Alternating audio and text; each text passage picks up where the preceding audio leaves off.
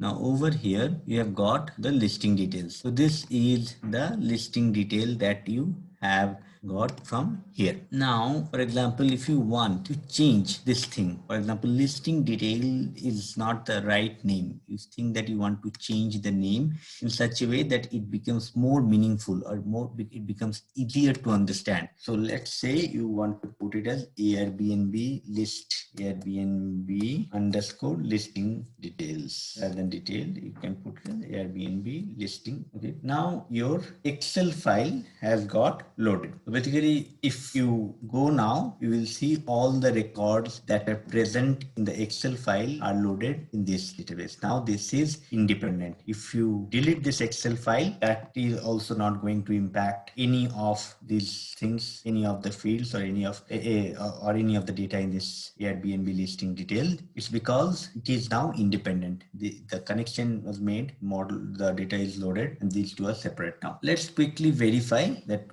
we have loaded the right number of data. All the data got loaded correctly. Okay, so for that, what we do, we'll see that for how many number of records that we have over here. Okay, so over here we have got 2837 records. So in Power BI also, the number of records that should be loaded is 2087. Okay, now if you remember, we have converted this scrape ID to be a text. Okay, and this ID as numbers or whole numbers. So what I will do, I will select the ID first. But one thing here, so there are 106 attributes, right? So it might become really difficult to find one particular attribute or real name. What I did a ID. Okay, I did an ID of it, and rather than value, I want to find the count of it. So if I do pointer count, and if I go over here and data level none, so it will show me that there are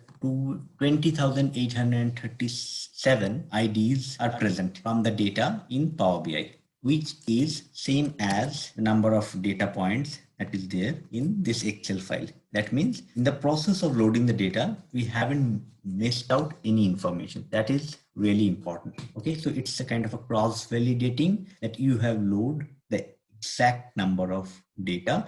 In the process of loading the data from Excel to Power BI, we haven't dropped any records. So that's about loading an Excel file into Power BI. Thanks for watching this video. Thank you.